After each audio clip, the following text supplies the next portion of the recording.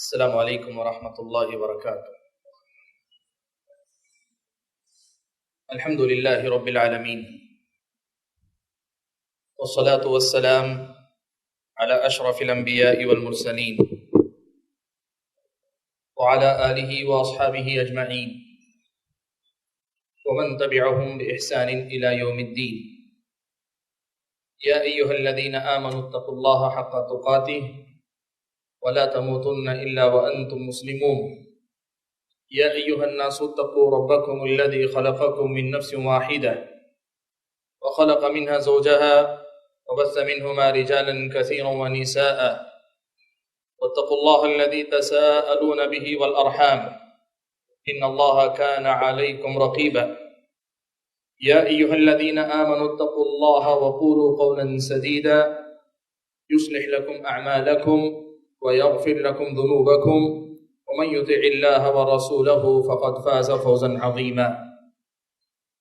أما بعد فأعوذ بالله من الشيطان الرجيم، بسم الله الرحمن الرحيم، واعتصموا بحبل الله جميعا ولا تفرقوا واذكروا نعمة الله عليكم إذ كنتم أعداء فألف بين قلوبكم فأصبحتم بنعمته إخوانا۔ محترم اور معزز صدر جلسہ، اسٹیج پر اور سامعین میں بیٹھے ہوئے علماء کرام، میرے اپنے بزرگوں، نوجوان بھائیوں اور پردہ نشین خواتین اسلام، آج کے اس اجلاس میں، اس پروگرام میں مجھے جس عنوان پر گفتگو کرنی ہے یا جس عنوان کی وضاحت کرنی ہے، وہ عنوان سوشل میڈیا سے متعلق ہے کہ سوشل میڈیا ذریعہ اتحاد ہے یا تفرقہ، یعنی اتحاد کا ذریعہ ہے یا تفرقہ بازی کا ذریعہ ہے۔ بھائیو، اتحاد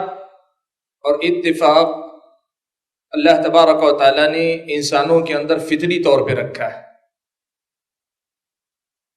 اللہ تبارک و تعالیٰ نے انسان کو معاشرت پسند بنایا ہے، وہ اپنے ہم جنسوں کے ساتھ مل کر ہی رہ سکتا ہے، تنہا زندگی جینا اس کے لیے ممکن نہیں ہے، اس کے بس کی بات نہیں۔ اللہ نے فطری طور پر انسان کو معاشرت پسند بنایا، باہم ایک دوسرے کے ساتھ مل کر جینے والا بنایا۔ اسی لیے آپ دیکھیں گے کہ تاریخ انسانی میں انسانوں نے ہمیشہ بستیاں بسائی ہیں، محلے آباد کیے ہیں۔ ایسا کم ہوا یا نہیں ہوا ہے، کہیے شاذ و نادر ہوا ہے کہ کوئی آدمی تنہا جنگلوں میں چلا جائے اور اپنی زندگی گزار لے، پھر بھی وہ اپنے انسانی تقاضوں کو برابر پورا کرتا رہے، ایسا شاید ہی ہوا ہو۔ انسانی زندگی کے اندر اتحاد اور اتفاق کی، باہم مل جل کر رہنے کی، ایک دوسرے کے ساتھ مل کر جینے اور ایک دوسرے کے ساتھ مل کر چلنے کی بے انتہا ضرورت ہے۔ اس لیے کہ اللہ تبارک و تعالیٰ نے ہمارے معاملات کو، ہمارے مسائل کو، ہماری ضرورتوں کو اور ہماری اور آپ کی ضروریات کو اللہ تعالیٰ نے ایک دوسرے کے اندر کچھ ایسے تقسیم کر دیا ہے کہ میں اگر صرف اپنی ضرورت بھی پوری کرنا چاہوں تو میں مطلب پرست ہو کر بھی دنیا کا محتاج ہوں۔ کوئی بھی انسان ایسا نہیں ہے جو یہ کہہ سکے کہ از اول تا آخر میں اپنی دنیا الگ ہی آباد کروں گا، یہ ممکن نہیں ہے۔ اتحاد فطری ہے، اتفاق فطری چیز ہے جو اللہ تبارک و تعالیٰ نے انسانوں کے اندر رکھی۔ اسلامی شریعت جو کہ انسانوں کی فطرت کے عین مطابق نازل ہوئی، جسے اسی رب نے اتارا ہے، اسی رب نے بھیجا ہے، جس رب نے ان انسانوں کو پیدا فرمایا ہے، اس رب نے انسانوں کی اسی فطرت کے مطابق اسلام کی بنیادی تعلیمات میں اتحاد و اتفاق کو جگہ دی۔ اسلام کی نظر میں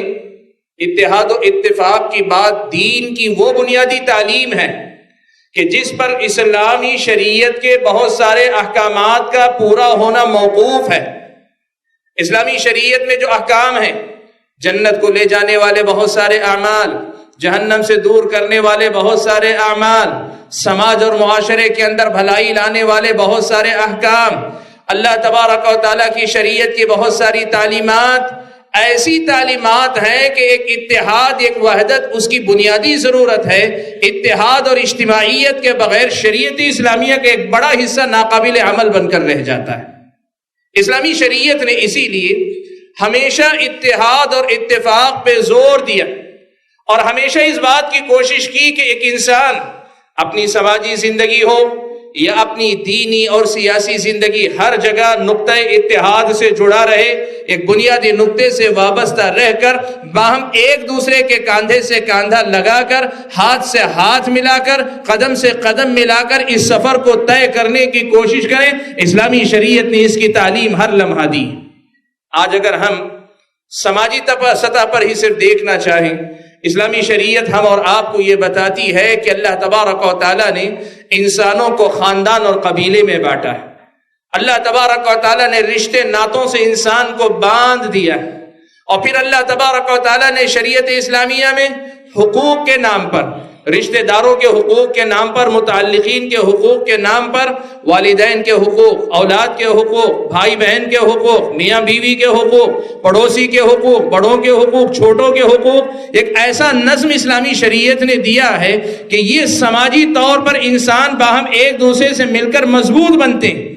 ایک بہتر اور مضبوط سماج اسی وقت بنتا ہے جب اسلامی شریعت کی ان تعلیمات کو اپنایا جائے کہ جنہوں نے اس سماج کو سماج بنانے کے لیے، اس سماج کو اور مضبوطی دینے کے لیے اور اس سماج کو باہم ایک دوسرے کے ساتھ باندھنے کے لیے اللہ تبارک و تعالیٰ کی اس حکم کو، اس تعلیم کو ہم اور آپ تک پہنچایا ہے، جو تعلیمات میری اور آپ کی آخرت سے پہلے میری اور آپ کی دنیا میں اس وحدت کا نظارہ دکھلاتی ہیں۔ قرآن مجید کی آیت آپ نے بارہا سنی، اللہ تبارک و تعالیٰ نے فرمایا یا ایھا الناس انا خلقناکم من ذکر و انثی وجعلناکم شعوبا وقبائل لتعارفوا ان اکرمکم عند اللہ اتقاکم۔ اے لوگو، ہم نے تمہیں ایک مرد اور عورت سے پیدا کیا، اور پھر ہم نے کیا کیا؟ جعلناکم شعوبا وقبائل، ہم نے تمہیں قبائل میں اور تمہیں اپنے مختلف قوموں میں، گروہوں میں ہم نے بانٹ دیا، لتعارفوا، تاکہ ایک دوسرے کی پہچان قائم رہے، اور پہچان پر سارے معاملات کا دار و مدار ہے، تعلقات کا دار و مدار پہچان پر ہے۔ سادہ الفاظ میں کہیں تو یوں کہہ سکتے ہیں کہ تمہاری زندگی ایک صحیح ڈگر پہ چلتی رہے، یہ پہچان، یہ شناخت تمہیں اسلامی شریعت کے اس راہ پہ چلائے رکھے جس راہ پر چل کر تم سماجی طور پر ایک متحد سماج بنتے ہو، ایک متفق سوچ رکھنے والا سماج بن سکتے ہو۔ سماجی سطح پر اگر آپ اسلامی شریعت کی تعلیمات کا جائزہ لیں گے بات لمبی ہوگی، لیکن آپ کو یہ بات واضح طور پہ نظر آئے گی کہ اسلام نے سماجی تعلیمات میں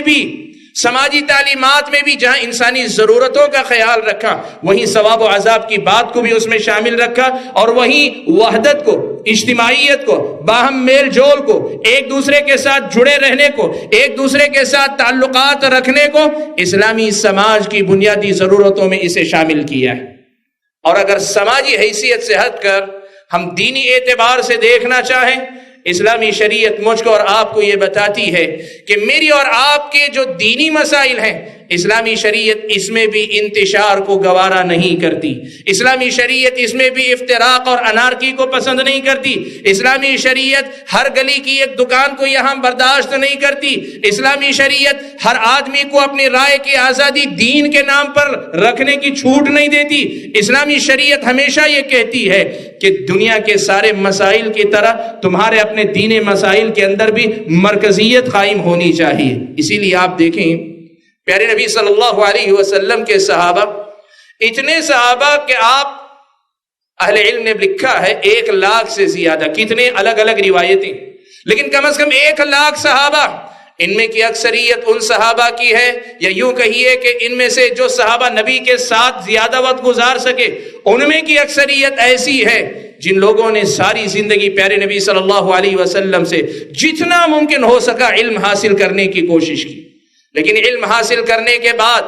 ضرورت پر وہ لوگوں کو پیارے نبی صلی اللہ علیہ وسلم کی حدیث سنا دیا کرتے تھے، لیکن مرکزیت، دینی مسائل کے اندر مرجعیت، دینی مسائل کے اندر اتفاق باقی رکھے، دینی مسائل کے اندر وہ وحدت باقی رہے، اجتماعیت کا لحاظ رکھے۔ پیارے نبی صلی اللہ علیہ وسلم کے صحابہ کی تربیت دیکھیں۔ حضرت علامہ ابن قیم رحمۃ اللہ علیہ یہ بات اعلام الموقعین میں نقل کرتے ہیں کہ کئی مرتبہ ایسے ہوتا کہ صحابہ ایک مجلس میں بیٹھے ہوتے، ایک مجلس میں صحابہ بیٹھے ہوتے تو لوگ آتے، آ کر کوئی آدمی پہلے صحابی سے سوال پوچھتا کہ میرا فلاں مسئلہ ہے، جواب دے دیجئے۔ وہ صحابی جواب دینے کے بجائے کوشش کرتے کہ میرا بازو والا جواب دے دے میں بچ جاؤں، وہ کوشش کرتا میرے بازو والا جواب دے دے میں بچ جاؤں، تیسرا چوتھا حتی یعود الکلام الی اولہ، مجلس کا جو پہلا آدمی تھا واپس اسی کی باری لوٹ کر آ جاتی، کوئی بھی آگے بڑھ کر جواب دینا پسند نہیں کرتا تھا۔ آپ یہ بات دیکھیں اسلامی شریعت کی نظر میں فتوے کی مرجعیت کہ عوام الناس کے لیے فتویٰ کون دے گا، کیا دے گا۔ تاریخ اسلام میں آپ جانتے ہیں ہر دور کے اندر اسلامی حکومتوں کے اندر مفتی کا باقاعدہ ایک عہدہ، ایک باقاعدہ مقام طے تھا۔ علم والے بہت سارے تھے لیکن اہل فتویٰ ہمیشہ سے کم رہے ہیں۔ اس کے پیچھے مقاصد کیا تھے؟ بہت سارے مقاصد ہیں لیکن ایک بنیادی مقصد یہ بھی تھا کہ دینی مسائل کے اندر اگر ہر دروازے سے ایک نیا فتویٰ جائے گا، ہر دروازے سے ایک نیا مسئلہ لوگوں میں جائے گا تو لوگوں کے اندر انتشار اور افتراق بڑھتا جائے گا۔ اس لیے فتویٰ محدود ہونا چاہیے، فتویٰ اس کے مستحق علماء کے پاس ہونا چاہیے۔ اسی لیے وقت کے جو علماء ہوتے، ہر شہر میں گنے چنے جو معروف علماء ہوتے، وہی فتویٰ دیا کرتے۔ اسلامی شریعت کی یہ تربیت، یہ تعلیم دراصل اسی وحدت اور اجتماعیت کو قائم رکھنے کے لیے ہوئی۔ اور اس سے آگے بڑھ کر اگر ہم سیاسی طور پہ دیکھنا چاہیں، پیارے نبی صلی اللہ علیہ وسلم نے امیر کی اطاعت کا حکم دیا۔ اس وقت بھی جب ہمارا امیر، مسلمانوں کا حکمران اگر مسلم حکومت قائم ہے، وہاں کا حکمران اگر دیندار ہے، متقی ہے، پرہیزگار ہے، شریعت اسلامیہ کو نافذ کر رہا ہے، تب بھی اس کی اطاعت کی جائے گی۔ لیکن اسلام نے یہ بھی کہا اگر وہ ظالم ہے، وَإِن ضَرَبَ ظَهْرَكَ وَأَخَذَ مَالَكَ، تمہارا مال لے لیتا ہے ناحق، تمہاری پیٹھ کو لال کر دیتا ہے، مارتا ہے، تمہاری پیٹھ پہ کوڑے برساتا ہے یا برسانے کا حکم دیتا ہے، ظلم تم پہ کرتا ہے، تب بھی تم ان کی بات سنو گے، اس کی اطاعت کرو گے۔ بھائیو آپ جانتے ہیں اسلامی شریعت نے ظلم کے خلاف کتنا کچھ نہیں کہا، لیکن یہ کیا ماجرا ہے کہ حکمران اگر ظالم ہے، صحیح مسلم کا پورا ایک باب، پورا آپ دیکھیں صحیح مسلم کا کتاب الامارہ، آپ اگر دیکھیں گے امام نووی رحمۃ اللہ علیہ نے ایک ایک بات کے لیے عنوان متعین کیا ہے، ترجمہ تو آپ کو ملتا ہے، کبھی پڑھ کر دیکھیے کہ حکمران برا ہے، گنہگار ہے، اس کے اندر کمزوریاں ہیں اور وہ آدمی ظلم کرتا ہے، ناحق لوگوں کا مال لے لیتا ہے۔ اللہ کے نبی نے کہا تسمع و تطیع، اس کے باوجود بھی تم اس کی اطاعت کرو گے، اس کی فرما برداری کرو۔ ہاں اللہ کی نافرمانی کا حکم دیتا ہے، اس نافرمانی کے حکم میں اس کی بات نہ سنو، اس کے علاوہ بقیہ سارے معاملات میں تم اس حکمران کی اطاعت و فرما برداری کرو گے، اور اس کی اطاعت کرنے کو پیارے نبی صلی اللہ علیہ وسلم نے اپنی اطاعت کہا، یا دوسرے الفاظ میں کہیے اللہ تبارک و تعالیٰ کی اطاعت و فرما برداری قرار۔ ایسا کیوں ہے؟ سوال یہ ہے کہ اتنی زیادہ تاکید کے ساتھ ایک حکمران کی اطاعت و فرما برداری کا حکم کیوں دیا گیا؟ کیوں دیا گیا؟ اس لیے کہ مرجع جو ہوتا ہے، مرکزیت جو ہوتی ہے، وہ جب بکھرتی ہے تو اس کی بات کو برداشت کرنے میں جو نقصان ہے اس سے کہیں زیادہ حکمران کے بکھر جانے کے بعد ہمیں نقصان کا سامنا کرنا پڑے گا۔ بھائیو پیارے نبی صلی اللہ علیہ وسلم نے اس باب میں کتنی سخت تاکید کی آپ کو اندازہ ہے۔ اللہ کے نبی نے کہا تم سب کے سب اگر کسی ایک حکمران پہ متفق ہو، تمہاری بات کسی ایک حکمران پہ متفق ہے، سارے مسلمان ایک حکمران پر متفق ہیں، اللہ کے نبی نے نہیں کہا مطمئن ہیں، اللہ کے نبی نے نہیں کہا مطمئن ہے، کہا متفق ہیں، ایک حکمران ہے۔ اب ایک نیا حکم آدمی کھڑا ہوتا ہے کہ میں حکمرانی کروں گا، اللہ کے نبی نے کہا اس دوسرے آنے والے کی گردن مار دو۔ صحیح مسلم کی روایت، مسند احمد اور سنن نسائی وغیرہ میں مزید یہ الفاظ آئے، کہا کائنا من کان، بعد میں آنے والا اللہ کا ولی بھی ہوگا تب بھی اس کا حکم اسلامی شریعت میں یہی۔ اسلامی حکومت کے اندر اتنی زیادہ اہم اور اتنی زیادہ تاکید کے ساتھ دی جانے والی تعلیم کا مقصد کیا ہے؟ اس لیے کہ جب سماج سیاسی طور پہ بکھرتا ہے تو پھر لوگوں کی جان، مال، عزت و آبرو، ان کا پیسہ، ان کی دولت، ساری کی ساری چیزیں لوگوں کی ایسے برباد ہوتی ہیں, ایسی تباہی سے دوچار ہوتی ہیں کہ الامان والحفیظ کہ اللہ تبارک و تعالیٰ ہی حفاظت فرمائے. بھائیو,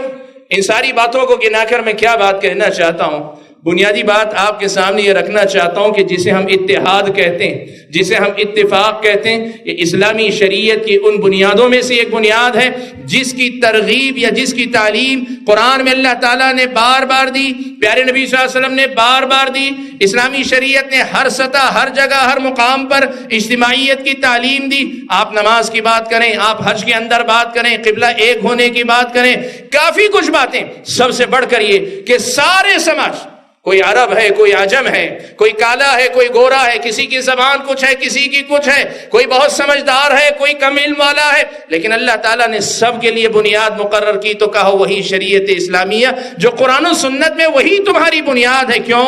اس لیے کہ نقطہ اتفاق اگر نہ ہو تو پھر اتفاق کی توقع نہیں کر سکتے ہمارا. بھائیو, یہ ساری بات بتا کر میں کہنا کیا چاہتا ہوں, آج آپ کے سامنے مجھے بات کرنی ہے سوشل میڈیا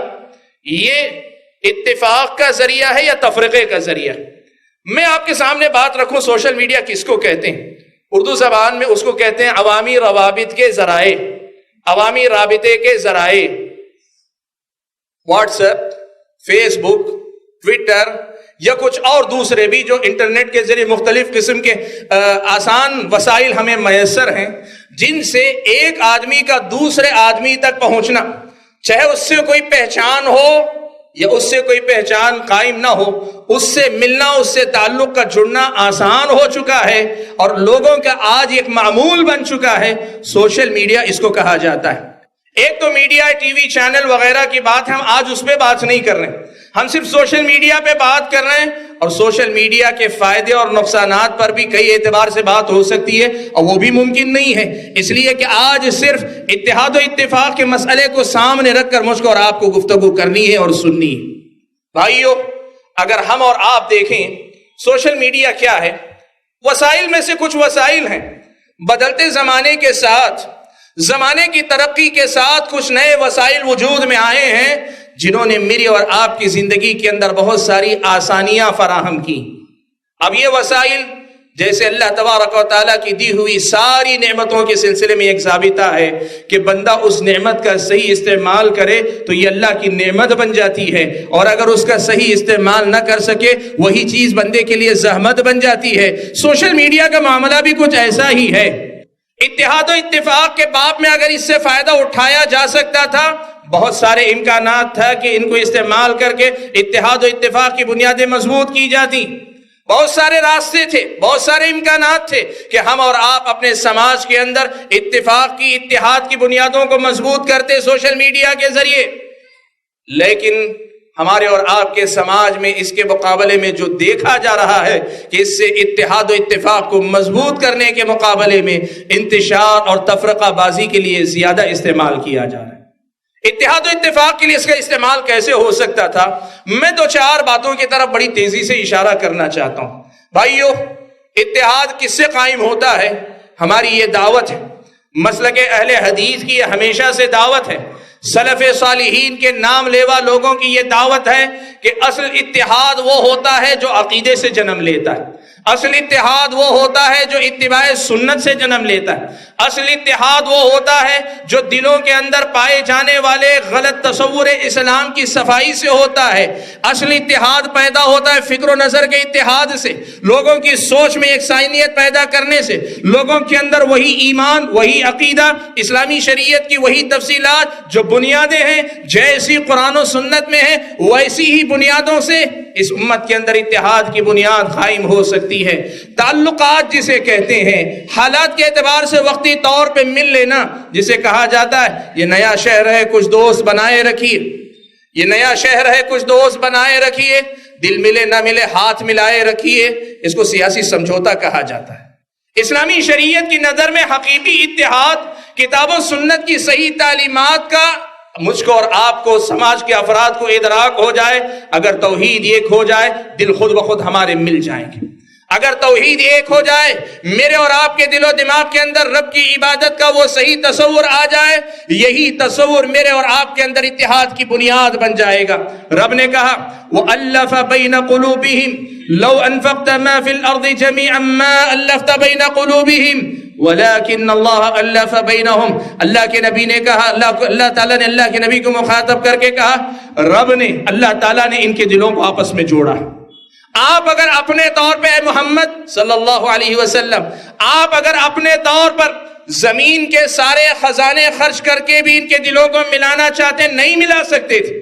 وَلَكِنَّ اللَّهَ أَلَّفَ بَيْنَهُمْ، لیکن اللہ تبارک و تعالیٰ ہے جس نے ان کے دلوں کو جوڑ کر رکھا ہے۔ سیدھا اور سادہ پیغام یہ ہے، بندوں کو رب سے جوڑو، رب بندوں کے دلوں کو آپس میں خود بخود جوڑ دے گا۔ بندوں کو نبی کی سنت سے جوڑو، رب اس سنت کی برکت سے، اس نبی کی تعلیمات کی برکت سے لوگوں کے دلوں میں آپس میں ایک دوسرے کے لیے وہ محبت، وہ الفت، وہ اخوت، وہ تعلقات کی مضبوطی خود بخود اللہ تعالیٰ پیدا فرما دے گی۔ بھائیو، جب یہ بنیاد ہے اتحاد کی، ان وسائل کا استعمال اتحاد قائم کرنے کے لیے اس طرح ہو سکتا تھا کہ ہم اور آپ توحید کی، پیارے نبی صلی اللہ علیہ وسلم کی اتباع کی، کتاب و سنت کی صحیح تعلیمات کو زیادہ سے زیادہ لوگوں تک پہنچا دے۔ آپ کو پتا ہے قبول حق کی راہ میں جو رکاوٹیں آتی ہیں، ان میں سے ایک بڑی رکاوٹ کیا ہوتی ہے؟ دنیا والوں کو یہ حق بات سننے کا موقع نہیں دیا جاتا، حق بات کو ان تک پہنچنے نہیں دیا جاتا۔ طفیل بن عمرو دوسی مکہ میں داخل ہوتے ہیں، مشرکین مکہ کہہ دیتے ہیں کہ یہ تمہارے اپنے خاندان میں تفرقہ ڈال دے گا، اس کی بات نہ سنو۔ مکے میں کوئی بھی انسان آتا ہے اس کے کان بھر دیے جاتے ہیں۔ زمانہ بدل گیا، نہ مکہ رہا نہ مکے والے رہے، لیکن حق و باطل کا معرکہ وہی چل رہا ہے۔ سچی تعلیم دینے والے، کتاب و سنت کی تعلیمات دینے والوں کو آج بھی اسی انداز سے بدنام بھی کیا جا رہا ہے اور ان سے دور رکھنے کی کوشش کی جا رہی ہے۔ سوشل میڈیا کا اگر صحیح ڈھنگ سے استعمال کیا جاتا، صحیح طریقے سے منصوبہ بندی کر کے استعمال کیا جاتا، یقین مانے یہ توحید کی دعوت، یہ اتباع سنت کی دعوت آج بڑی آسانی کے ساتھ لوگوں کے دروازوں تک دستک دے سکتی تھی۔ لیکن مجھے کہنے دیں، کوشش تو ہوئی، لیکن جیسا اس کا استعمال ہونا چاہیے تھا اس انداز سے سوشل میڈیا کا استعمال نہیں ہوا، بلکہ جیسے میں آئندہ بتاؤں گا الٹا اس سے غلط اثر لیا گیا، جس سے اتحاد کے بجائے اختلاف کی بنیادیں پیدا ہوئی۔ سوشل میڈیا کا سماج پر اگر سماجی اعتبار سے اثر دیکھیں، پرانے زمانے میں جو رشتہ دار قریب بستہ لوگ اس کی ملاقات کے لیے چلے جایا کرتے، جو رشتہ دار دور ہوتا، جس سے تعلقات تو ہیں لیکن دوری ہے، مسافتیں حائل ہیں، آدمی مہینوں سے ملا نہیں کرتا تھا، اور جب ملتا بڑی اپنائیت سے کہتا، بڑے خلوص کے ساتھ کہتا، کیا کہوں کیا کروں، دل مچلتا ہے، خواہش ہوتی ہے، لیکن مسافت اتنی ہے کہ میں آپ تک نہیں پہنچ پاتا۔ سوشل میڈیا نے، ان وسائل نے آج وہ امکان پیدا کیا تھا کہ ہم اپنے بڑوں کی خبرگیری برابر کرتے، روزانہ ان کے حال چال لیتے، اپنے بچوں کے کوائف سے آگاہ رہتے، اپنے رشتہ داروں کے گھر کی پریشانیاں یا ان کی خوشیوں میں برابر کے حصے دار ہوتے۔ اس سوشل میڈیا نے تعلقات کو مضبوط کرنے کی نئی بنیادیں فراہم کی، ایسی بنیادیں جو آج سے پہلے کسی کے لیے حاصل نہیں تھی۔ میں آپ کو بتاؤں تو آپ تعجب کریں گے، پرانے زمانے میں ایسا بھی ہوتا تھا، لوگ ایک شہر سے دوسرے شہر صرف لوگوں سے ملاقات کر کے سلام دعا کرنے کے لیے جایا کرتے۔ آج اللہ تعالیٰ نے وہ سب نہیں رکھا۔ آج ان وسائل کی وجہ سے، یہ جو میڈیا کے جو ذرائع ہیں، ان کے ذریعے اللہ تعالیٰ نے ہمارے لیے بہت سی آسانیاں پیدا کی تھیں، لیکن افسوس اس کا ہے کہ ان وسائل کا بھی ہم نے کما حقہ استعمال نہیں کیا۔ اس کے برخلاف اگر ہم اور آپ دیکھیں، یہ سماج کی سچائی ہے، شاید کچھ لوگ اس کا بہتر استعمال کرتے ہو، ورنہ صورتحال تو یہ بتاتی ہے کہ آج یہ سوشل میڈیا مفید سے زیادہ کئی ایک معاملات میں، خاص طور پہ اتحاد و اتفاق کے معاملے میں، آپ اور میں یہ کہہ سکتے ہیں کہ نقصان دہ زیادہ ہے، نفع بخش کم ہے۔ آپ اور میں یہ کہہ سکتے ہیں کہ اس نے ہمارے سماج کے اندر تفرقہ بازی کی بنیادیں رکھی ہیں، تفرقہ بازی کی بنیادیں اس نے ڈالی۔ میں بڑی تیزی کے ساتھ مختلف پہلو گنانا چاہتا ہوں کہ اس سوشل میڈیا کے صحیح ڈھنگ سے استعمال نہ کرنے کی وجہ سے سماج کے اندر انتشار کہاں کہاں پھیل رہا ہے، بڑی تیزی سے میں آپ کے سامنے ذکر کرنا چاہتا ہوں۔ شروعات میں کرتا ہوں سماجی اعتبار سے، دینی اور دوسرے معاملات میں ایک طرف رکھ کے، جو سماج ہے، سوسائٹی ہے، یہ جو رشتہ داریاں ہیں، یہ جو تعلق داریاں ہیں، ان کو کیسے یہ سوشل میڈیا بکھیر رہا ہے، لوگ اس کو کہتے ہیں یہ روابط کے ذرائع ہیں. سچائی یہ زمانہ تو یہ بتاتا ہے کہ اس چیز نے روابط کو جوڑنے کے بجائے جو روابط قائم تھے ان کو توڑنے کا کام بہت زیادہ کیا. میں مثال کے طور پر 2-4 میدان گناتا ہوں کہ سماج میں کہاں کہاں اس کی وجہ سے دراڑیں پیدا ہو رہی ہیں, کہاں کہاں اس کی وجہ سے خلل پیدا ہو رہا ہے. مقصد یہ نہیں کہ یہ کہہ دیں سوشل میڈیا غلط ہے, اس کو دھتکار دو, اس کو نکال دو, نہیں, اب وہ زندگی کا ایک حصہ بن چکا. مقصد یہ کہ ہم پہچانیں کہ اس کی وجہ سے کہاں کہاں تفرقہ آ رہا ہے, تاکہ اس کی اصلاح کر کے اس کے فائدے کو اپنے سماج میں عام کریں اور اس کے نقصانات سے ہم اپنے آپ کو بچا سکیں. بھائیوں, تفرقہ کہاں کہاں آ رہا ہے اور انتشار کہاں کہاں پھیل رہا ہے. سب سے پہلے لے لیجئے میاں بیوی کا رشتہ. میاں بیوی کا رشتہ دنیا کا ایک ایسا رشتہ ہے کہ ایک معمولی جو پودا جو ہوتا ہے اس کی خبر گیری کے لیے جس قدر زیادہ کھاد کی, پانی کی اور بر وقت مناسب ہوا کی اور اس کے ساتھ دھوپ کی ضرورت ہوتی ہے, اس سے کہیں زیادہ نازک میاں بیوی کا رشتہ ہوتا ہے. بہت سارے لوگ اس حقیقت کو نہیں سمجھتے کہ میاں بیوی کا آپس میں بلا کسی سبب کے صرف قریب میں بیٹھ جانا یہ خود اس رشتے کو مضبوطی عطا کرنے کا بہت بڑا ذریعہ ہے.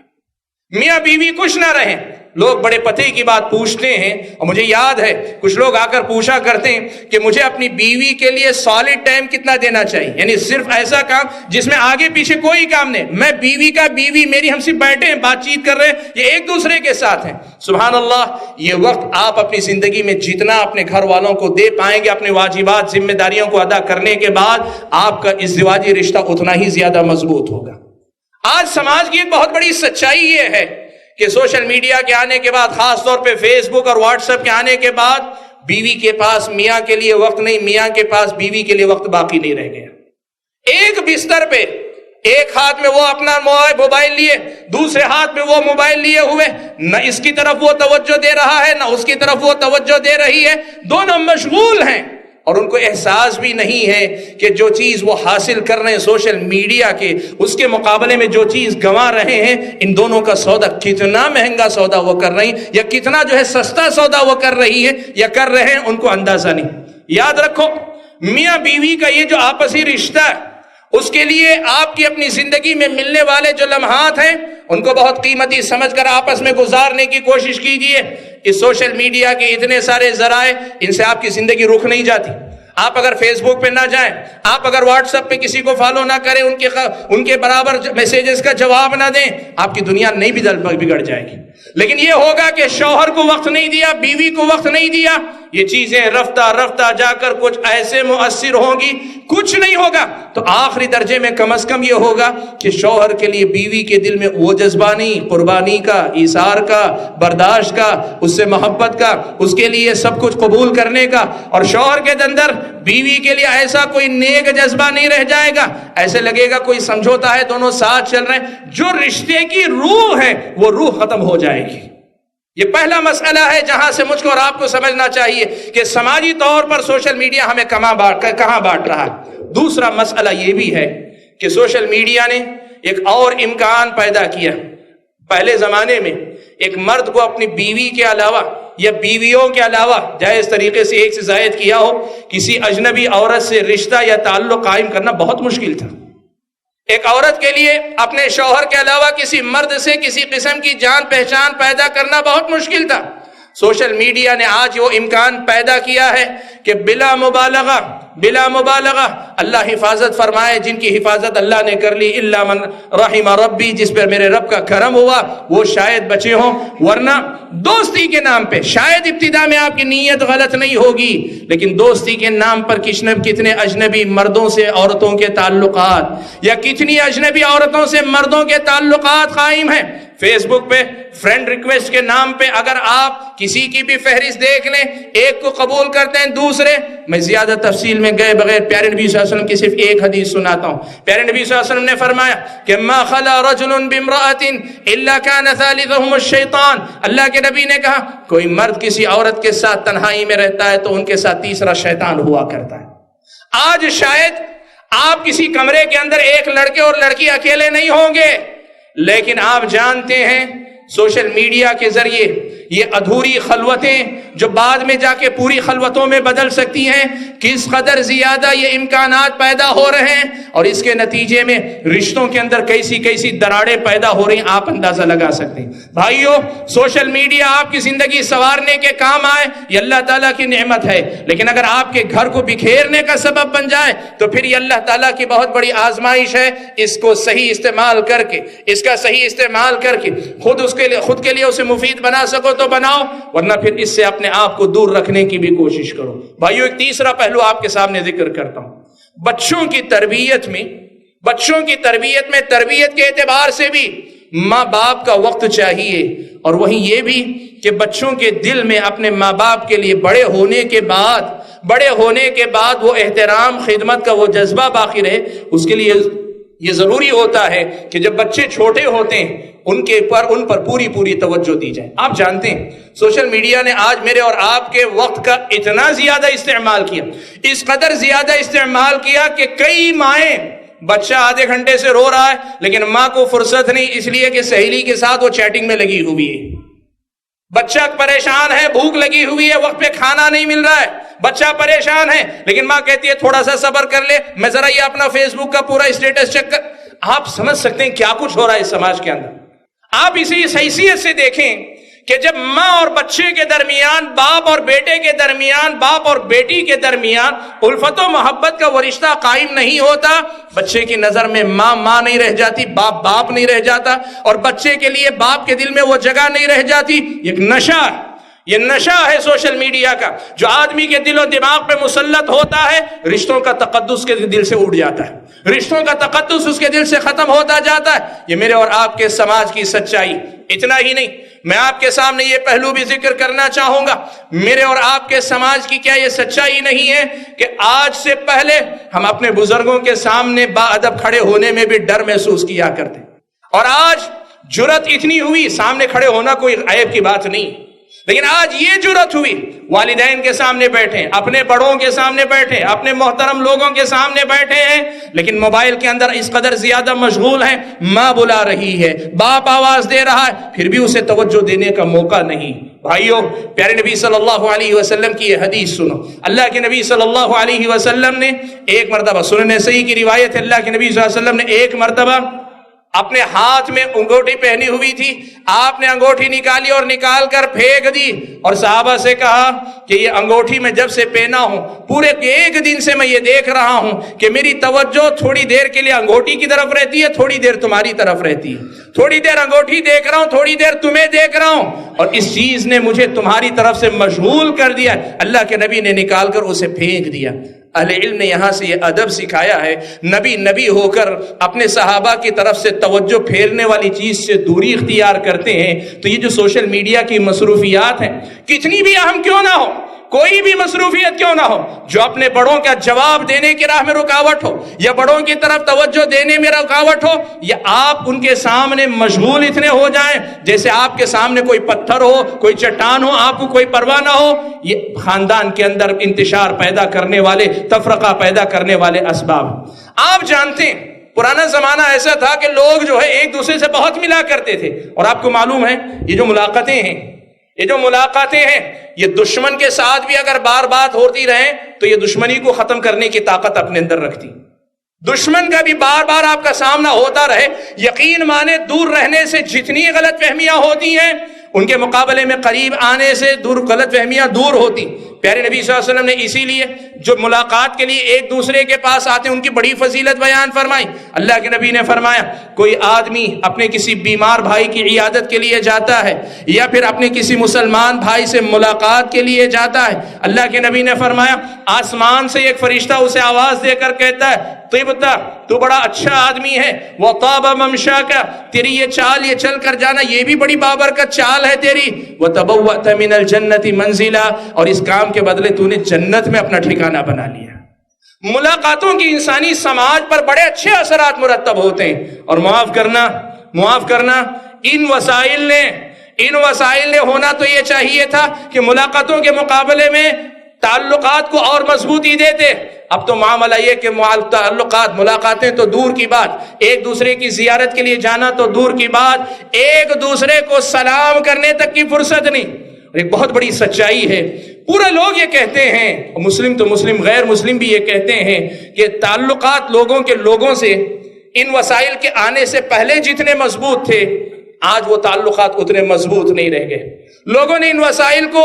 عوامی رابطے کے ذرائع کا, ربط پیدا کرنے والے ذرائع کا, لیکن عملاً جو ہم دیکھ رہے ہیں یہ روابط کو کاٹنے والے, روابط کو توڑنے والے بن گئے. آپ بتائیے, آپ کے پاس واٹس ایپ آنے سے پہلے, فیس بک آنے سے پہلے, گلی محلے میں, کام کی جگہ پر, مسجد کے اندر, آپ کے پڑوس میں کتنے آپ کے دوست تھے؟ کتنا وقت آپ اپنے متعلقین کے ساتھ گزارتے تھے؟ تعلقات کتنے تھے آپ کے؟ اور واٹس ایپ, فیس بک وغیرہ کے آنے کے بعد ہو سکتا ہے لسٹ وہاں لمبی ہو گئی ہو, 50 ہوں, 500 ہوں, 1000 ہوں, لیکن آپ کے سماج, سوسائٹی میں آپ کے تعلقات کہاں قائم رہ گئے؟ بھائیو یاد رکھو, پیارے نبی صلی اللہ علیہ وسلم نے والدین کی طرف توجہ دینے والے آدمی کی ایک ایسی فضیلت بیان کی ہے کہ ہم اور آپ واٹس ایپ وغیرہ کے استعمال کرتے وقت اس حدیث کو یاد کر لیں, شاید ہمارے جسموں پہ رونگٹے کھڑے ہو جائیں. آپ دیکھیں پیارے نبی صلی اللہ علیہ وسلم نے صحیح بخاری و مسلم کی روایت بنی اسرائیل کے اس واقعے کا تذکرہ کیا جس میں تین آدمی بارش کی شدت میں غار میں پناہ لیتے ہیں,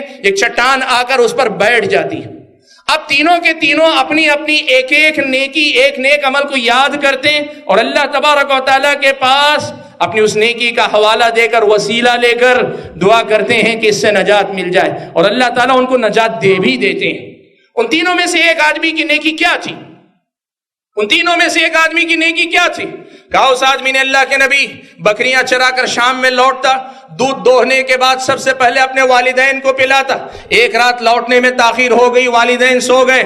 دودھ لے کر پہنچا, بچے ضرورت محسوس کر رہے, لیکن مجھے پسند نہیں ہوا کہ میں بچوں سے, والدین سے پہلے بچوں کو پلا دوں, بیوی کو پلا دوں. میں نے وہ لیا, اپنے والدین کے پاس گیا, دیکھتا کیا ہوں کہ وہ لیٹ گئے, اور اب میں دیکھتا ہوں ان کے بغیر میں پی لوں, میں سو جاؤں, یہ مجھے گوارا نہیں, اور وہ سو چکے ہیں تو ان کو جگا کے پلاؤں, یہ بھی مجھے گوارا نہیں. کہتا اللہ تبارک و تعالیٰ پوری رات میں اسی حالت میں کھڑا رہا. اللہ تبارک و تعالیٰ صبح جب ہوئی تبھی جا کر ان کو پلایا, اور وہاں سے میں ہٹا. اللہ تعالیٰ میں نے یہ عمل صرف تیری رضا کے لیے کیا تھا, تجھے یہ عمل قبول ہے تو میری اس پریشانی سے مجھے نجات دینا, یہ چٹان یہاں سے ہٹا دینا. بھائیوں میں جو بات آپ کے سامنے بتانا چاہتا ہوں, اس آدمی نے کیا کام کیا؟ روز کے معاملے میں ایک نیا کام کیا تو صرف یہی کہ اپنے والدین کو خصوصی توجہ کا مستحق سمجھے. آج سوشل میڈیا نے اسی توجہ کو ہم سے چھین لیا ہے. آپ یقین مانیں, خود اپنا جائزہ لیں. کئی مرتبہ ہم مشغول ہیں, والد یا والدہ آتے ہیں اپنی کسی کام کے لیے, اللہ معاف فرمائے ہم سب کو, کہ شاید کم از کم 2-4 منٹ تو توجہ دینے میں ہماری تاخیر ہو ہی جاتی ہے. کم از کم 2-4 سیکنڈ کے لیے ہم توجہ دینے سے قاصر رہتے ہیں. یہ درست نہیں. آپ جانتے ہیں جریج کا قصہ آپ نے سنا, ماں آتی تھی نیچے سے آواز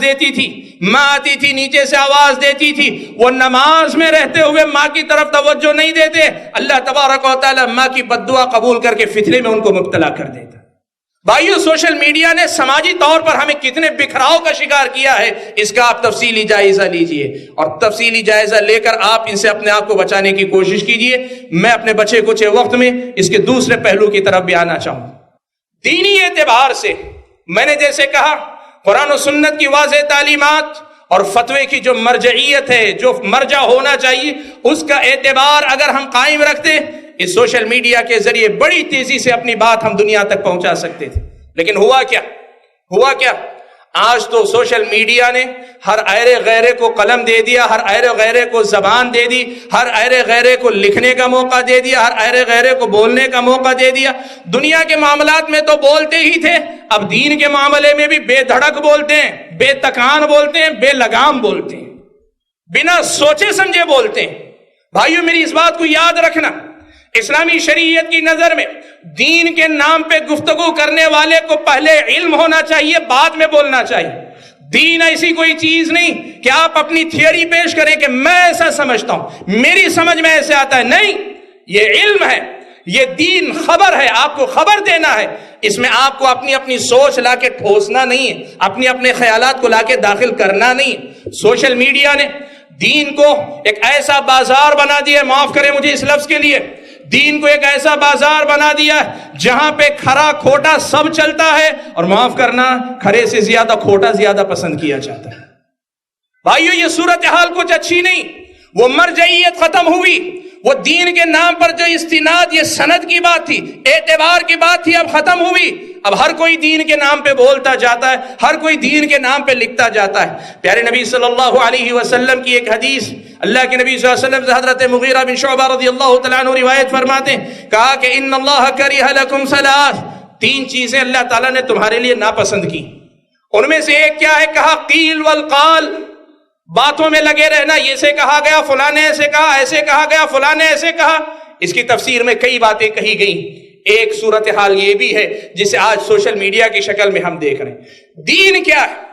حضرت عبداللہ ابن مسعود نے کہا اتبعوا ولا تبتدعوا فقد کفیتم، تم ایک طے شدہ راستے پہ چلتے جاؤ، نئی نئی چیزوں کی تلاش کے میں نہ جاؤ۔ مطلب یہ ہوا کہ جو چیز طے ہے اسے جان کر لوگوں کو بتانا، یہ ہے دین کی تبلیغ۔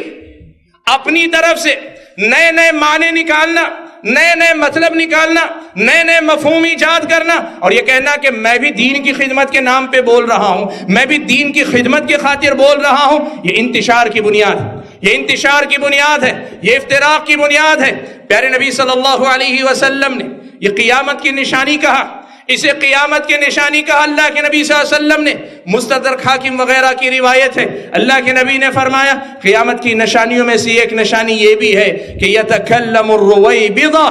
رویبضہ بولے گا۔ یہ رویبضہ ایک حقیر سے کیڑے کو کہتے ہیں۔ اللہ کے نبی صلی اللہ علیہ وسلم نے کہا کہ رویبضہ بولے گا۔ صحابہ نے پوچھا کہ کیا مطلب ہے اس کا؟ کہا ایرا غیرہ عوام میں سے ایک آدمی اٹھے گا اور امت کے جو بڑے مسائل ہیں ان میں فتوے دیا کرے گا۔ بھائیو اللہ کے نبی کی یہ پیشن گوئی سوشل میڈیا نے صحیح کر دکھایا ہے، اور آج یہ صورتحال ہے سوشل میڈیا کی۔ معاف کرنا، تمہاری دنیا داری پہ تم 1000 رائے رکھو، تمہاری تجارتوں کے سلسلے میں تم 1000 رائے دے لو، تمہاری اپنی سیاسی اکھاڑ پچھاڑ کے بارے میں تم جو چاہے تبصرے کرتے رہو، لیکن بات اگر دین کی آتی ہے الرٹ ہو جاؤ، سنبھل جاؤ، سوچ لو کہ یہ دین ہے، مجھے وہی کہنا ہے جس کا مجھے علم ہے۔ علم نہیں ہے تو خاموش رہ جاؤ، علم نہیں ہے تو خاموش رہ جاؤ۔ لیکن معاف کرنا، یہ خاموشی بھی نہیں، فیس بک والے نے بھی اور واٹس ایپ والے نے بھی لوگوں کو انگوٹھے دیے ہوئے تھمس اپ تھمس ڈاؤن کے نام پہ۔ اور بھائیو کسی چیز کے لیے تھمس اپ کرنے کا مطلب یہ ہوا کہ آپ نے اس کی موافقت کی، آپ نے اس کی تائید کی، اور کسی کے لیے آپ یہ کہہ رہے ہیں کہ آپ نے اس کی مخالفت کی۔ آپ کہیں گے یہ تو مجھے معلوم ہے، وہ تو آپ کو معلوم ہے، لیکن کیا آپ کو یہ معلوم ہے جس کی آپ موافقت کر رہے ہیں کیا وہ واقعی معنوں میں شریعت کی بات ہے؟ آپ جس کی مخالفت کر رہے ہیں کیا آپ کو واقعی معنوں میں پتا ہے کہ یہ شریعت کی روشنی میں غلط ہے؟ آپ اپنے دنیاوی معاملات میں تھمس اپ اینڈ ڈاؤن کا معاملہ کرتے رہیے، انگوٹھے دکھانے جھکانے کا معاملہ چلتا رہے، لیکن دین کا جب مسئلہ آتا ہے اس میں آپ یہ روش اختیار کرتے ہیں، یہ سماج کے اندر دینی اعتبار سے انارکی پیدا کرنا، انتشار پیدا کرنا، بکھراؤ پیدا کرنے کا ذریعہ ہے۔ اور سنو، جو لوگ واٹس ایپ فیس بک وغیرہ پر دینی مسائل میں من مانی باتیں کرتے ہیں، من پسندی باتیں کرتے ہیں، اور اپنی طرف سے جس کو چاہے صحیح جس کو چاہے غلط کہتے ہیں، میری سمجھ میں ایسے آتا ہے، مجھے ایسے لگتا ہے، میں یہ سمجھتا ہوں، میرا خیال یہ ہے۔ اللہ نے تمہارے خیالات کو، تمہاری سمجھ کو دین نہیں کہا۔ دین اللہ کا کتاب، نبی کی سنت، صحابہ کی سمجھ کے مطابق ہے۔ اگر آپ کو یقین ہے کہ واقعی معنوں میں یہ بات ہے، رب کی کتاب کے حوالے سے بات کرو، نبی کی سنت کے حوالے سے بات کرو، صحابہ سلف کے حوالے سے بات کرو۔ سنو، پیارے نبی صلی اللہ علیہ وسلم کی یہ حدیث سنن ترمذی کی روایت ہے، اللہ کے نبی صلی اللہ علیہ وسلم نے فرمایا القضاۃ ثلاثہ، کا قاضی 3 قسم کے ہوں گے، ان میں سے 2 قسم کے قاضی جہنم میں جائیں گے، 1 قسم کے قاضی جنت میں جائیں گے۔ اللہ کے نبی نے خود تفصیل فرمائی، کہا وہ قاضی جسے حق بات معلوم ہے اور حق بات کے مطابق فیصلہ کرتا ہے، اللہ تعالیٰ اسے جنت میں بھیجیں گے۔ اللہ کے نبی نے کہا 2 قاضی جہنم میں جائیں گے، ایک وہ قاضی جو قاضی حق بات نہیں جانتا یا حق بات جانتا ہے، جو قاضی حق بات جانتا ہے لیکن اس کے خلاف فیصلہ کرتا ہے، سچائی معلوم ہے لیکن اس کے برخلاف فیصلہ کرتا ہے، مفاد کے لیے، مصلحت کے لیے، کسی اور سبب سے، اللہ کے نبی نے کہا وہ جہنم میں جائے گا۔ اور بھائیو یہ 2 قاضی تو سمجھ میں آنے والے ہیں، تیسرے قاضی یہی واٹس ایپ فیس بک والے قاضی۔ اللہ کے نبی صلی اللہ علیہ وسلم نے کیا کہا؟ بھائیو سنو رونگٹے کھڑے کر دینے والی حدیث. نبی نے فرمایا وہ قاضی جسے پتہ نہیں ہے کہ حق کیا ہے پھر بھی وہ فیصلہ دیتا ہے، جسے پتہ نہیں کہ حق کیا ہے پھر بھی وہ فیصلہ دیتا ہے، نبی نے کہا وہ بھی جہنمی ہے. اہل علم نے کہا یہ بات صرف قاضی کی نہیں، دین کے ہر مسئلے میں اپنا فیصلہ دینے والے، یہ تھمس اپ تھمس ڈاؤن کرنے والوں کا بھی مسئلہ ہے. کیا مسئلہ ہے؟ نبی نے یہ نہیں کہا کہ بغیر جانے ہوئے غلط بولنے والا نہیں کہا. اللہ کے نبی نے کہا جو حق نہیں جانتا اور فیصلہ کرتا ہے کہ صحیح ہے غلط ہے.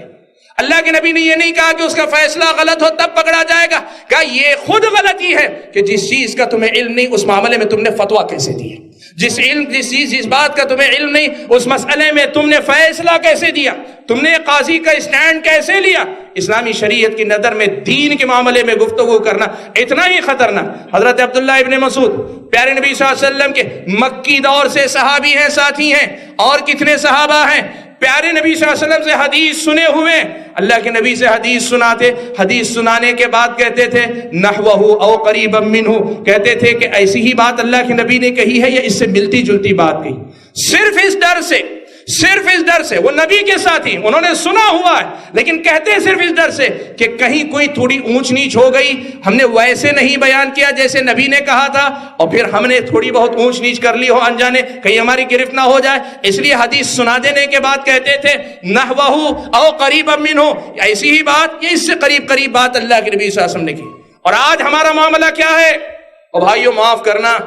صرف اپنی رائے ہی نہیں دیتے، بڑے بڑے علماء کے فتاوی جنہوں نے عمریں کھپا دی ہیں ان علماء کے فتاوے کو بیٹھ کے یہاں سے وہ جج کرتے ہیں، یہاں سے جج کرتے ہیں کہ یہ فتویٰ بالکل بھی جو ہے سمجھ میں آنے والا، اور سمجھ میں نہیں آتا تو جا کے زانوے تلمس طے کرو اور بیٹھو جا کے ان کے سامنے. تمہاری سمجھ میں جب تم جہاں بیٹھو وہاں آئے وہی فتویٰ تو نہیں ہوتا، فتویٰ وہ ہوتا ہے جس کے پیچھے ایک عمر کھپتی ہے تب جا کے نتیجہ نکلتا ہے. سامنے جا کے بیٹھا کرو. بھائیو میں بتانا کیا چاہتا ہوں، دینی اعتبار سے سوشل میڈیا نے جس انتشار کی فضا کو عام کیا ہے اس فضا کو ختم ہونا چاہیے. دین کے مسائل میں گفتگو کرنے سے پہلے علم حاصل کرو اور علم کی روشنی میں بات کرو، علماء کے ادب کے ساتھ بات کرو، یہ تمہارے لیے ضروری ہے. اور تیسرا میدان جو انتشار کا ہے وہ سیاسی میدان. وقت میرا ختم ہو رہا ہے، 3-4 منٹ میرے پاس باقی رہ گئے لیکن 2-3 بڑی اہم باتیں کہنی میں کہنا چاہتا ہوں آج. بھائیو ایک بات یاد رکھو، سیاسی طور پر اسلامی شریعت یہ کہتی ہے حکمرانوں کی غلطیاں، مسلم حکمرانوں کی، اگر حکمران مسلمان ہے کفر سے کمتر درجے کی غلطی کرتا ہے اس کے خلاف بغاوت کرنا، اس کے خلاف ماحول کو بنانا، اس کے خلاف لوگوں کو ورغلانا، اس کے خلاف لوگوں میں خبریں پھیلانا، اسلامی شریعت کی نظر میں یہ بغاوت کا میدان ہے. اسلامی شریعت کی نظر میں یہ بغاوت ہے. اور آج سوشل میڈیا نے سیاسی طور پر مسلم ممالک کے اندر یا مسلم حکمرانوں سے متعلق ہمارے اپنے سماج کے اندر جس قسم کا انتشار اور انارکی پیدا کر کے رکھی ہے، الامان والحفیظ، ایسے لگتا ہے کہ ساری سیاست انہی کے پاس سے لوگ سیکھ کے جا کے کریں. یہاں بیٹھے بیٹھے لوگوں کو ہدایت دیتے ہیں کہ فلاں حکمران کو ایسا کرنا چاہیے، فلاں حکمران کو ایسا کرنا چاہیے. اور بھائیو اسلامی شریعت یہ کہتی ہے کہ حکمران کو اگر آپ نصیحت کر سکتے ہیں وہاں جا کر کریں، اگر نہیں نصیحت کر سکتے اس کی اصلاح کے لیے دعا کریں. لیکن یہ انتشار کی فضا پیدا کریں گے تو کیا ہوگا؟ بڑی لمبی کہانی. ملک شام کی جو صورتحال ہے وہ اسی بدسلوک، اسی انارکی کا نتیجہ ہے، اسی اجتماعیت اور مرکزیت کو ختم کرنے کا نتیجہ ہے، اسی سیاسی ماحول میں اسلامی شریعت کی تعلیمات کی پابندی نہ کرنے کا نتیجہ، اسی تفرقے کا نتیجہ ہے. وقت میرے پاس نہیں لیکن میں آپ کو صرف حوالہ دے دیتا ہوں، یوٹیوب پہ آپ جا کر دیکھیں، میں نے اسی موضوع پہ ایک تقریر کی ہے، اس گھر کو آگ لگ گئی گھر کے چراغ سے. آپ ذرا جا کر دیکھیں تاریخ نے ہمارے اور آپ کے سامنے کتنی سچی تصویر رکھی ہے کہ حکمرانوں کے سلسلے میں اسلامی شریعت نے ان کو غلط کہا، ان کی غلطی کو غلط کہا، لیکن اسلامی شریعت نے اجتماعیت کے لیے ان کی مرکزیت کو باقی رکھنے، ان کے اعتبار کو قائم رکھنے کی جو بات کی اس کے ساتھ کھلواڑ کرنے کے نتیجے میں آج مسلمانوں کا کتنا نقصان ہوا ہے. آپ جا کر دیکھیں، سنیں، آپ کو پتا چلے گا. بھائیو بات کو ختم کرنے سے پہلے میں یہ بھی کہنا ضروری سمجھتا ہوں کہ ملک کے بدلتے حالات کے اندر سوشل میڈیا پر جماعتوں کی، جمعیتوں کی، تنظیموں کی، ذمہ داروں کی جو ٹھٹا مذاق کا رواج آپ نے پیدا کیا، یہ اگر اعتبار بھی ختم ہو جائے گا، چلو تمہارے سارے الزام منظور ہیں، ادھورے ہیں، جزوی نااہل ہیں، ان کے اندر کمی ہے، کوتاہی ہے، سب مان لیں تمہاری باتیں، لیکن تم جو کر رہے ہو اس سے کون سی بھلائی جنم لے رہی ہے؟ تمہاری اپنی ان حرکتوں کی وجہ سے اس ملک کے اندر جس قسم کا تھوڑا بہت مسلمانوں کا اعتبار باقی ہے وہ سارا اعتبار بھی ختم ہو جائے گا۔ کبھی سنجیدگی سے بیٹھ کر غور کر کے دیکھو، آج ملک کے اندر جس قدر خطرناک صورتحال سے ہم دوچار ہیں، یا ہماری اپنی جمعیتوں، جماعتوں، تنظیموں اور ساتھ میں ہمارے اپنے جو ذمہ دار ہیں ان کے اعتبار کے ساتھ کھلواڑ کرنے والی حرکتیں مت کرو۔ اس سے اصلاح نہیں ہوگی، اس سے تفرقہ بڑھے گا، اور یہ تفرقہ ہماری اور آپ کے لیے بہت بڑی تباہی کی جو ہے ابھی سے وعید سنا رہا ہے، ابھی سے بہت بڑی خطرناک قسم کی دھمکی دے رہا ہے۔ وقت رہتے سنبھل گئے، ورنہ یہی، اور میں یہ بات آگے بڑھ کر بھی کہنا چاہوں گا بھائیو، یاد رکھو دنیا اس پر کام کر رہی ہے کہ مسلم نوجوانوں کو دینی معاملات میں ان کے علماء سے کاٹ لیا جائے، قومی اور ملی معاملات میں ان کے ذمہ دار اور ان کے اپنے تنظیموں کے رہنما سے ان کو دور کر لیا جائے۔ قوم کا نوجوان اگر چرواہا سے الگ بکریاں جدا ہو جائیں گی، بکریاں اگر چرواہے کے بغیر جنگل میں چرنے چلی جائیں گی، بھیڑیے کے لیے پھر بکریوں کا شکار آسان ہو جائے گا،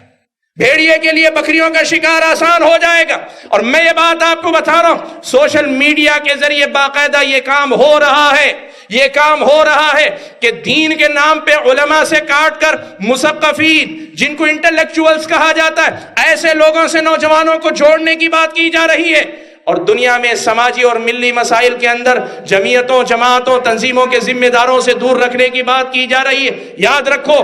ہم سب ایک ہیں، ہمارے بڑوں کی غلطی اگر غلطی وہ غلطی کر کے بھی ہمارے بڑے ہوں گے، ہم اپنا زور لگائیں گے، سوشل میڈیا پہ نہیں، ان کے ساتھ مل کر چلیں گے، ان سے درخواست کریں گے، جتنا سدھر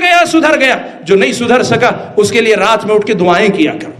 لیکن یہ تو نہ کرو کہ سوشل میڈیا میں رہا سہا اعتبار بھی ختم کر دو، رہی صحیح حیثیت بھی گھٹا دو، رہا سہا وزن بھی ختم کر دو، رہا سہا ان کا اپنا اثر بھی لوگوں کے دلوں سے اتار دو، بچے گا کیا آخر؟ گھر میں باپ نہیں رہتا، بچے بے راہرو ہو جایا کرتے ہیں۔ گھر میں باپ بن کر نہیں رہتا، لڑکیاں باغی ہو جایا کرتی ہیں۔ گھر میں باپ بن کر نہیں رہتا تو ماں پھر واقعی معنوں میں سچی ماں نہیں ہوا کرتی۔ مرکزیت اسلامی شریعت کی بہت بڑی خصوصیت ہے، یہ انتشار، یہ افتراق، یہ تفرقہ بازی، ان ساری چیزوں اپنے سے اپنے آپ کو بچانے کی کوشش کرو۔ بھائیو میں زیادہ کچھ نہیں کہنا چاہتا، پیغام یہ دینا چاہتا ہوں کہ سوشل میڈیا اللہ تبارک و تعالیٰ کی دی ہوئی ایک نعمت ہے، اس کا اگر صحیح استعمال کیا جائے بہت سارا خیر اس کے ذریعے حاصل کیا جا سکتا ہے، لیکن دینی اعتبار سے، سیاسی اعتبار سے، قومی اور ملی اعتبار سے، اور ساتھ میں سماجی اعتبار سے جس قسم کا استعمال ہم لوگ کر رہے ہیں، اس میں اس سے فائدہ اٹھانے سے زیادہ نقصان کا سامنا ہم کر رہے ہیں۔ ضرورت اس بات کی ہے